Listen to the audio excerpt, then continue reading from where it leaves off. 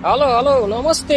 एकचोटि यो भिडियो हेर्नुहोस् है त कस्तो लाग्छ तपाईँहरूलाई। जस्तो लाग्छ त्यस्तै प्रतिक्रिया दिनु होला, कमेन्ट गर्नुहोस् है त। ल पुरा फुल वाच गर्नुहोस् है त। यो दाइको भनाइ कस्तो लाग्छ तपाईँहरूलाई। बरु कुकुरलाई खुवाउनुहोस्, तर सहर बजारका मान्छे गाउँ आएको बेला खाना खुवाउने काम चाहिँ नगर्नुहोस्।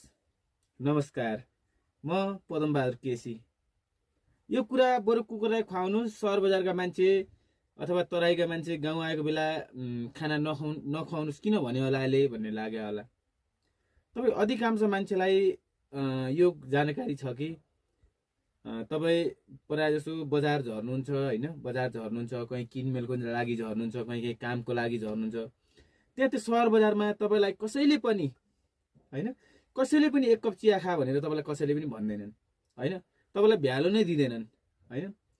त्यही मान्छे जब कहिलेकाहीँ गाउँ घुम्न आएको हुन्छ, गाउँ डुल्न आएको हुन्छ, त्यो मान्छे तपाईँको घरमा आयो भने तपाईँले एकदम अतिथि सत्कार, गाउँको लोकल खानेकुराहरू, कोदोको रक्सी होला अथवा कुनै कुखुरा सुखुराको मासु होला, लोकल कुखुरा होला, केही न केही परिकार खोजेर तपाईँलाई त्यसलाई यति सम्मानका साथ त्यसलाई खुवाउने चुठाउनेदेखि लिएर यति सम्मानका साथ व्यवस्था गर्नुहुन्छ।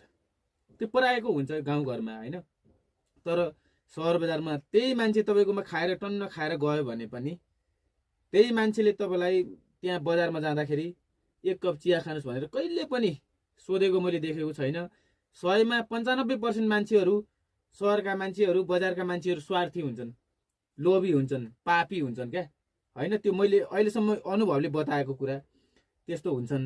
त्यही भएर पनि तपाईँ सहरको मान्छे आयो अथवा बजारको मान्छे आयो, यस्तो मान्छे आयो, ठुलो मान्छे आयो, या गर्यो ऊ गर्यो भनेर घरमा लिएर खुवाउनेदेखि लिएर केही कामतिर नलाग्नुहोस्। बरु कुकुरलाई दिनुहोस् होइन। कम्तीमा कुकुरले आशिक दिन्छ क्या, आशिक दिन्छ होइन, एकदम तपाईँलाई राम्रो होला।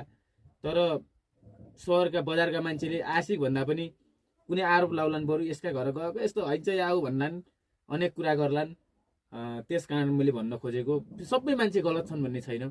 5% मान्छे सही पनि छन्, एकदम बसम खाम भन्ने होइन, त्यस्तो एकदम अतिथि सत्कार गर्न खोज्ने, अब त्यो एकदम राम्रा मान्छेहरू पनि छन्।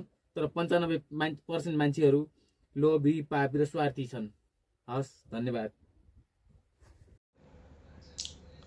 ल तपाईँहरूलाई कस्तो लाग्छ भिडियो, राम्रो लाग्यो कस्तो लाग्यो, प्रतिक्रिया दिएर भिडियोलाई सेयर गर्नुहोस्।